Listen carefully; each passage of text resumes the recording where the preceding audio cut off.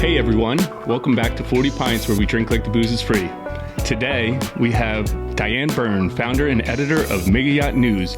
Welcome. Thanks for having me. So every time we have someone on, we get to have a drink, and it's always the guest that gets to choose. So tell me a little bit about what you chose today. Well, I chose Champagne Laurenti for two reasons. First of all, champagne is very traditional in yachting. It is what you actually christen a boat with. So when they go to literally name the boat, they will have a bottle of champagne and say, "I christen thee Sir Nick," yep. for instance. And also, I chose it because Champagne Laurenti is kind of a local success story. The people who import it are from New Jersey. They are Tom and Vanessa Bowman. And Vanessa's family actually is from the region where the champagne is produced. Very cool. Which is where? It's over in France. It is the Champagne region, so that's why it is actually called a champagne. I should have known that. Yeah, that's little very known cool. fact. Yeah, little known fact is that champagne has to come from Champagne, France. Exactly. That's pretty cool. Exactly. Well, may I? Yeah, absolutely. Salute. Salute. Thank you. Thanks for having me. So, as a traditional first question, tell me a little bit about your first job and what it is that you do now. Well, my first job was in publishing. I've been a journalist for over 30 years. I graduated from college and I started to work for a parenting magazine.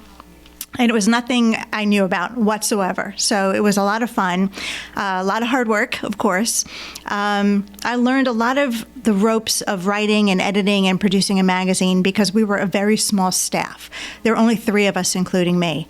And on top of that, my editor went out on maternity leave very suddenly, actually, about 2 months after I started. Her baby was 6.5 weeks early. Wow. So all of a sudden, here we are, going from 3 people with the editor-in-chief to 2 people, me being 2 months into the job and our managing editor. So to say the least, I learned pretty quick and, and definitely the hard way. And what do you do now? Now I run and manage Megayacht News, which is an online magazine all about luxury yachts. Very cool. So tell me a little bit about how you made that transition and your passion with yachts that you decided to go in this direction. Yeah, so when I was working at the parenting magazine, it was owned by a pretty big publishing company that had like about 100-odd titles. And at the time, it was 1993. There was a recession going on. And a number of my friends, unfortunately, in journalism were losing their jobs. So I was bringing a lot of resumes to our human resources department because they would always post jobs internally first. And after a while, I got to know the HR department pretty well, to the point where they would give me a heads up, actually, before a job got listed. And one day the director said to me, we just got this new listing. It's a magazine, Power and Motor Yacht, which is a pretty well-known boating magazine in the States. And they're looking for an associate editor. Mm-hmm. So they need someone who's a really good writer, really good editor, proofreader, copy editor, all the journalistic skills. They would prefer the person know boating, but if not, they feel that they can teach that. And I thought, that sounds pretty interesting. And I was actually starting to look, but I hadn't told them. And so when they said, do you know anybody? I said, yeah, me. That's awesome. Yeah, so that's how I interviewed. And long story short, I ended up working with them for 16 years. Wow. And then how did you transition into your own company?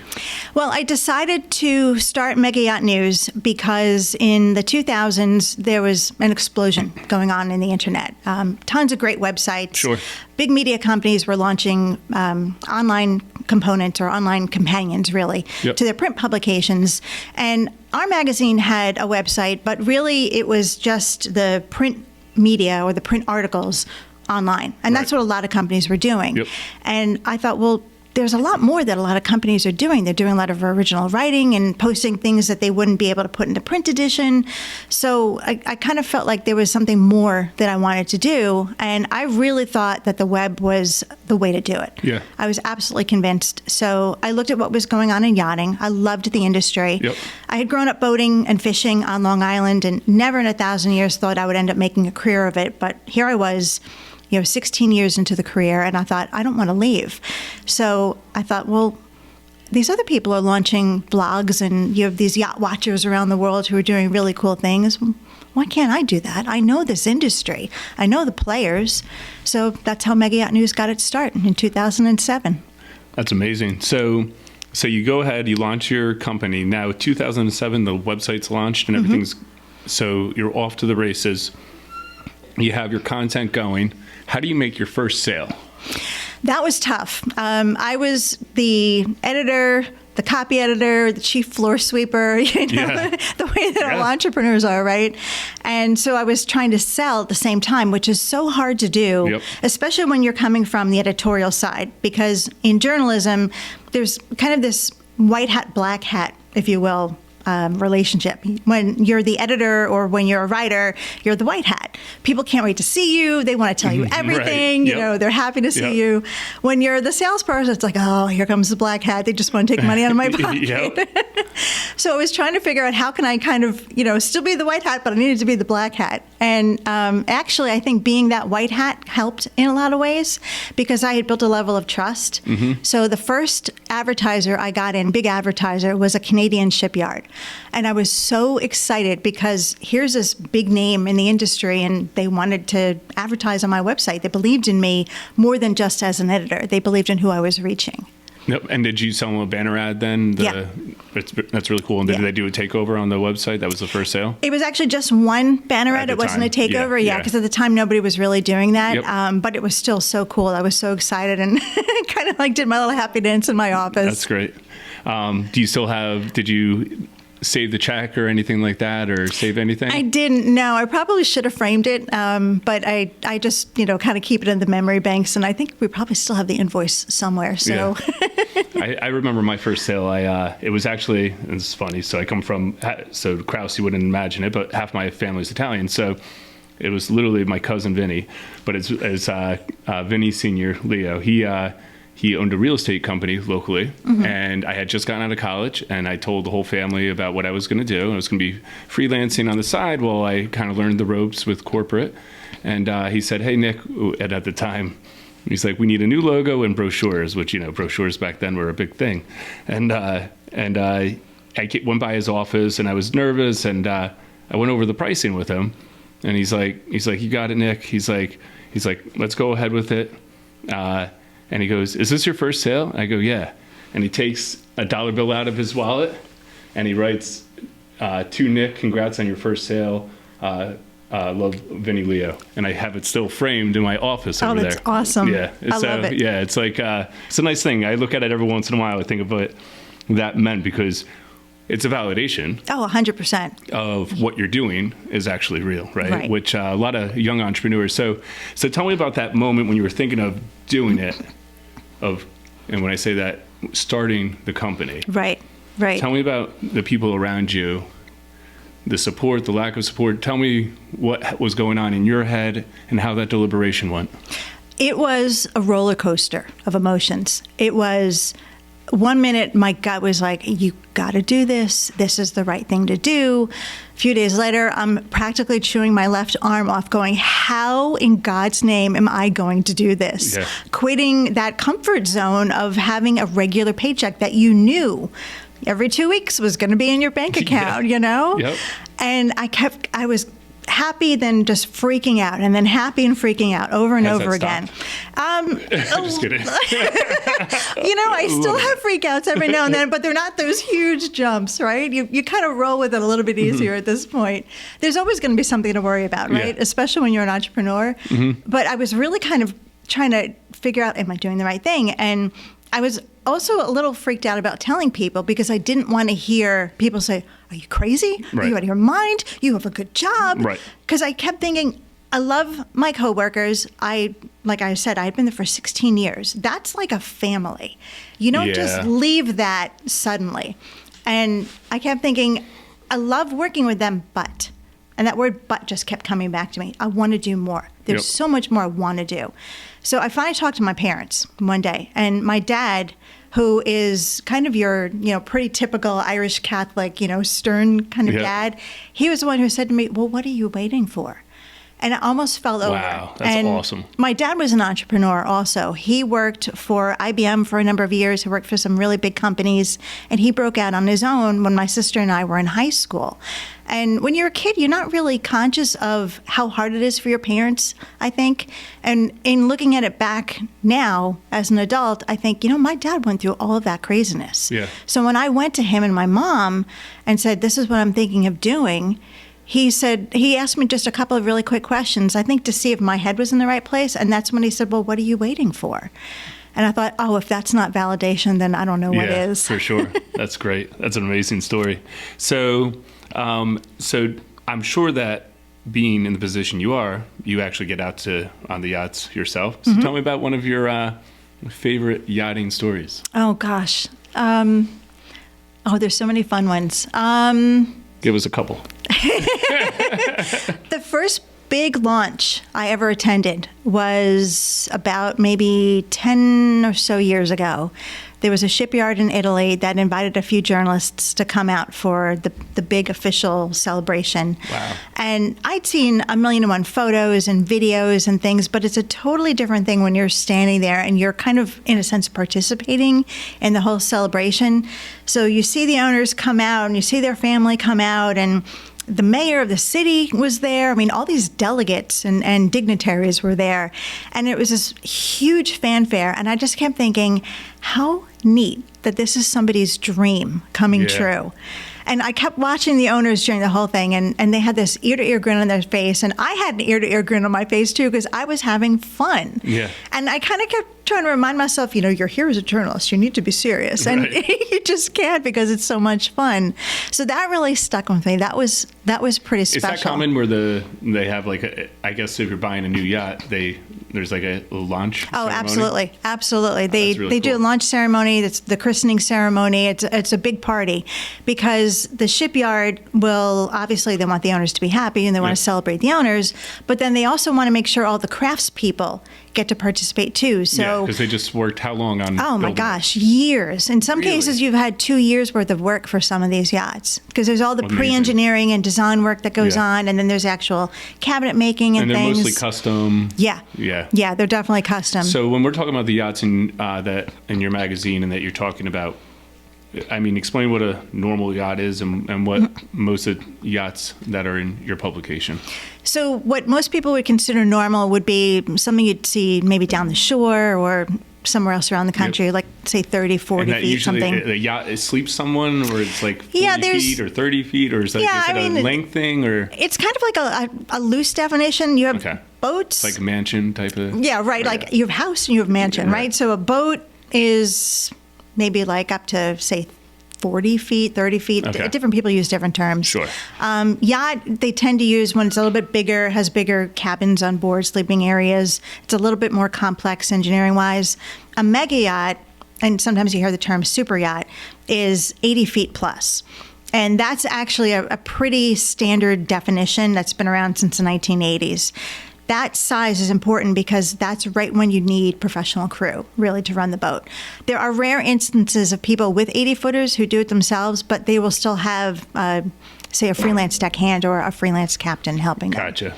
So what's that like? They buy this beautiful, boat, yacht. Is it that easy to get a captain and a crew to come out? How does that all work? It's getting harder, actually, because boat sales, especially with the pandemic, and yacht sales have gone through the roof because people are kind of feeling free again, finally, and they want to kind of escape as well from the craziness of COVID and being locked up and whatnot. And a yacht is one of the best ways to do that. It's nobody except for your family, your friends who are on board. So there are all these people out there who've been buying these yachts, and they're now looking for crew. Right now, there is a good supply of captains and crew. But in the years to come, people have estimated that there's going to be a need for significantly more, like thousands more. So there are training schools, which is good, but it's a matter of the training schools getting their message out more now so that these young people who are, say, around 18 years old or so can start enrolling and start getting the professional accreditation and the skills, et cetera, that they need. I guess like a normal guy isn't just, or gal isn't just pulling out an 80-foot Right. Yeah. You actually need a license. Yeah. You need a license for certain operations. CDL type of. So not to dive too much into the yacht, so I'll digress a little bit. So tell me a little bit about being your own boss and, the creativity that affords you. How do you find it now, right? So now you've been doing this for actually very similar to the amount of time I started my company in 2008 as me. So 14 years. Tell me about how that feels nowadays or over the course of years to be that creative freedom. I really still enjoy it a lot. The thing that I love the most is that when I decide to do something different, create a new initiative, for example, it's okay, I'm going to do it, or okay, let me think about it a little bit. It's not, okay, well, we need to go to this department and then this department, the way that corporate America is, all the layers of approval.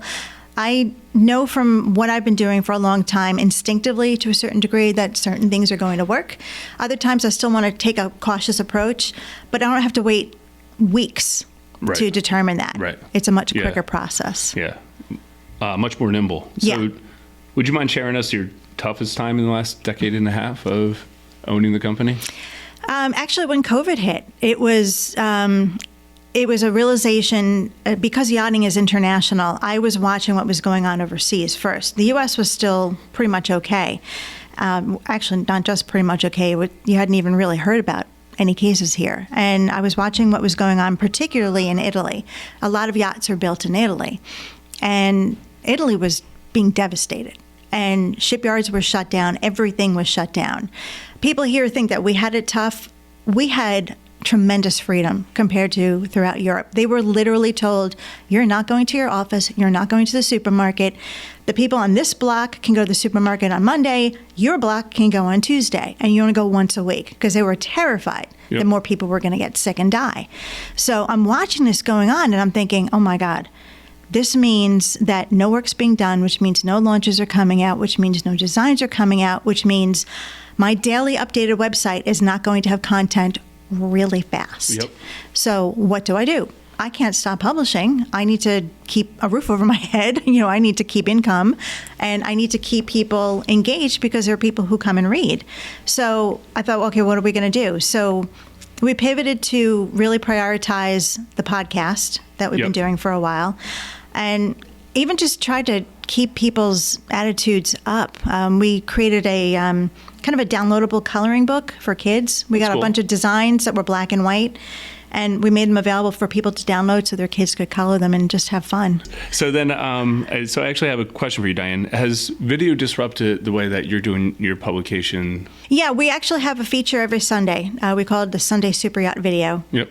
We've not been doing a lot of our own original video. We do more social media original video. It's really because the shipyards and the owners are hiring professional production crews to do videos. So we're not going to try to reinvent the wheel as far as that's concerned. Of course not, but it's actually been a phenomenal component. I love video. I think it's terrific. How is that content compared to engagement and traffic compared to the written word?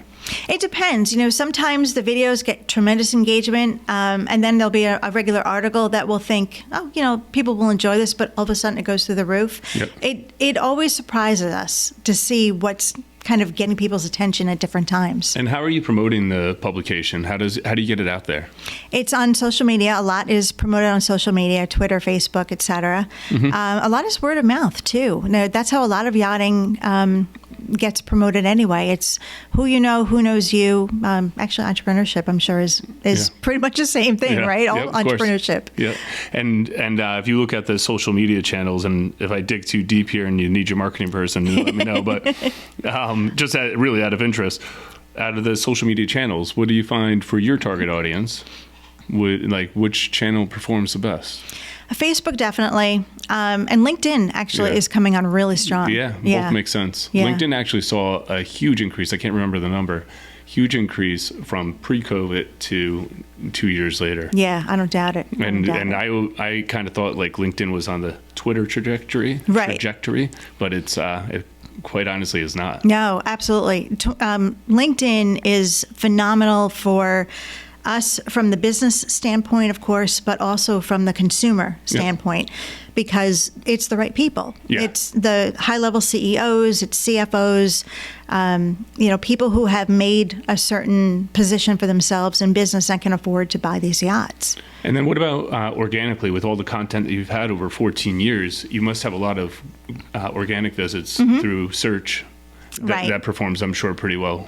Yeah, we're doing very well in SEO, which is nice. Yeah. And again, every now and then there'll be a story from years ago. There was one we did, 2011, I think it was, that every year or so suddenly just kind of pops up again. Right. It's a really famous yacht that somehow has gotten attention. That's funny. Now, that's kind of how it works, right?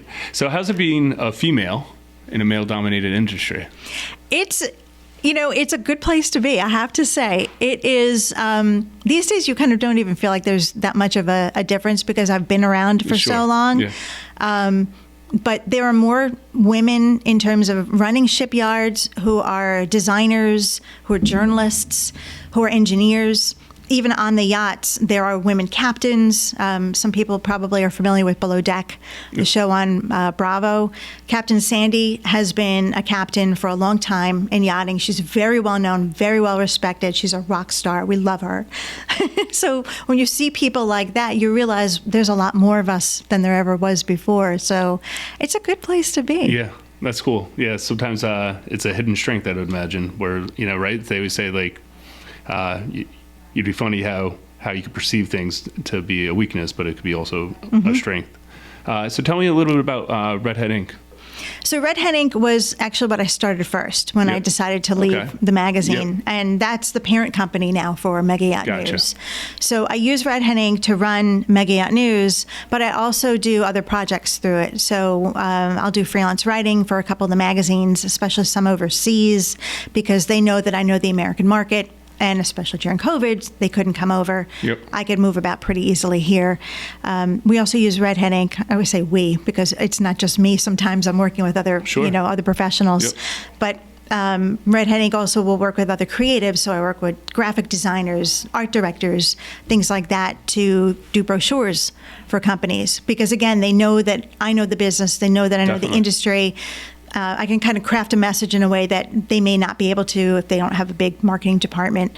And it's somebody different in terms of their eye, their artistic eye with the people that I work with. So they feel that they can bring a freshness to their brochures and to their media. Yep. So how do you juggle, and I know you also do Stella and Dot, how do you juggle your focus? Because I don't think this is an uncommon thing. In fact, most of us are serial entrepreneurs. I also own properties. I have Kraus Marketing. I have another company focused on cannabis, which is Urban Creative. How do you juggle the focus? Megayacht News is really the baby, so that gets the majority of my attention. Yep.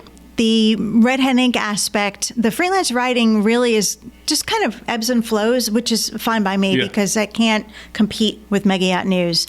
So when, for instance, I go to a boat show and I've seen a yacht that I know I'm going to be featuring on Megayacht News, I'll think to myself, well, would Yachting Magazine want this? Would Ocean Magazine want this? Is there a good spin for them? So then I'll just pitch them on another story.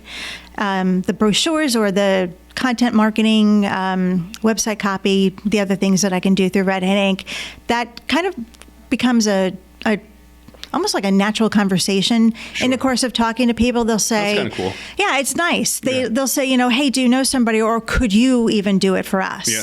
And they know that I'm not going to be putting my name on it. They just want somebody who knows the industry, who knows their brand, so I can help them craft the message.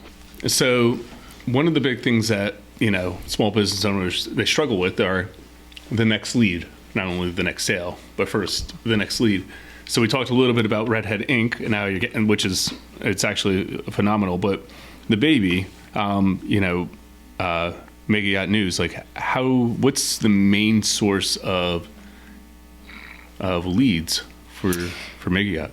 For the readership, it's actually a lot of organic traffic, which is great.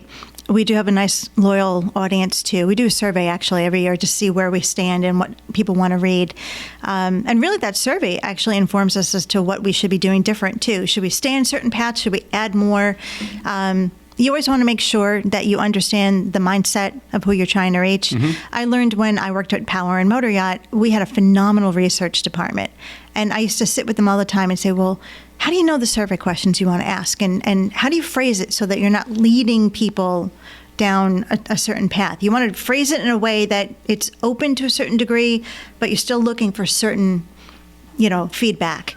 But you can make it a little bit too pinpointed and not open the door to other possibilities. So I kind of would ask them a lot of questions, and that helps me now with Megayacht News and doing our surveys and trying to keep an open mind as to what people want. And then as far as the advertisers, they find you naturally through the same... Yeah, the advertisers, again, it's all the relationships I've been building over the years, and it's shipyards primarily. Yep. It's really ones who are looking to target the American buyer, because we're very tightly focused on the American market, the American owner, the American buyer, their circle of influence, as I call it, all the people who are helping them make the right decisions when it comes to using and buying the yachts. So it's project managers, it's financial advisors, it's lawyers sometimes too. Some of these people have family offices, so it's the family offices. Yeah, it's a lot of people in that inner circle. Yeah. Kind of like how anybody really does, right? You have even if it's not in a formal inner circle, you still have the people who are, right next to you saying, here's what you need to do.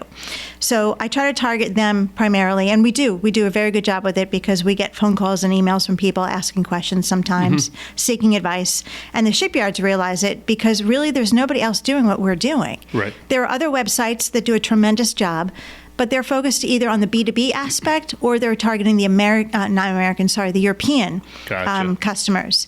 And me knowing the American audience going back to the 1990s, really it's such a strong niche for me, and these shipyards know that I know it inside and out. Yeah. So they feel confident. That's cool. And I have questions about account management and customer service, but we could just talk about all that all day long. I'll ask you one last one before we do a lightning round of questions.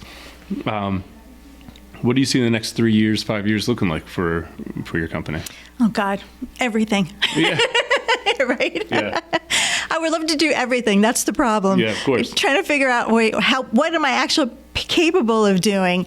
Interestingly enough, I'm looking at NFTs, and I know that sounds kind of odd from a universe that's very much a tangible experience. Yeah, we could have an episode about that too, by the way. I can imagine.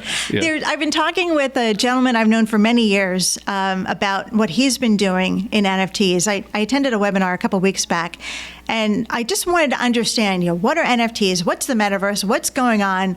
You read articles, but you don't quite comprehend everything. So I attended the webinar thinking, okay, I'm just going to educate myself. This isn't something I'm going to be exploring. I'm not even kidding you. 10 minutes into it, I'm going, oh my God. Yeah. Oh my God. The possibilities are wild for yachts. Have you jumped into the metaverse yet? Not really. We got to get you into the metaverse. I know. So we've been doing a ton of research here about the metaverse. Yeah. Oh, it's really interesting stuff. And if you put that headset on, it's almost like entering a dreamlike moment. Yeah. Where it's only 5 minutes, but it felt like you've been there for an hour. Right. It's really interesting, and everything outside of that does not exist anymore. It's very compelling. There's a lot to be had there for sure. Yeah, I know some designers are using it in a really creative way. The reason I say not really is because I get motion sick. Oh, and everything. We've had a couple of people around the office get motion sick. I put those on in 5 minutes. I'm like, okay, I got to take them off. Yeah. But there's designers who are doing really cool things where, for years, everything's been flat drawings, right? And they can show 3D on a computer to a certain degree, but it's still hard for people to comprehend it. So what they're doing is they're sending them the goggles now, the owners, and they're saying, this is what your living room is going to be like. Yeah, the architects are doing it, right? Yeah, for interior design, exterior design, for sure. Yeah. I'm sure that the yacht companies are going to be doing it soon too. Big time. Like, this is how the yacht will look. What do you think? Right. Because you have a 3D rendering, why send it on a computer when you could have someone do a tour of it? Right. And it makes more sense too from the standpoint of they can feel how the spaces are, and because they feel like they're really walking around. Right. Like, oh, this is too tight, or oh wow, it's bigger than I thought. Right. So, can we rearrange this? Can we move the window here? Those kind of things. Yeah, it's really cool. Awesome. I just wish I could keep them on for more than 5 minutes. I know. I honestly, for me, it's a little overwhelming myself. I don't get actually like a motion sickness.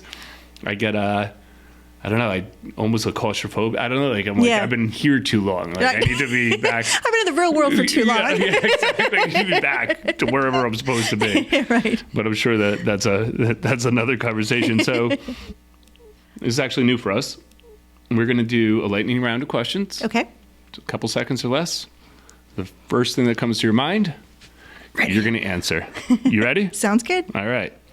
Coolest place you've been due to your career? Grace. Nice. What would you name your yacht if you had one? Bliss. What is the coolest yacht name you've ever seen? Southpaw. Bucket list of a place to yacht that you've never been? New Zealand. Nice. How long can you hold your breath for? I've never tried. Should I do it now? No. 5 seconds. Favorite hobby? Oh gosh, cooking. I thought you were going to say Omaha. Morning or night person? A little both. Texting or calling?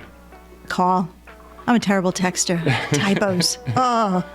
Do you ask permission or do you ask for forgiveness? Permission. Awesome. Well, Diane, I really do appreciate it. That was great to have you on. And I hope to talk to you again soon. Sounds great. Thanks for having me. Definitely.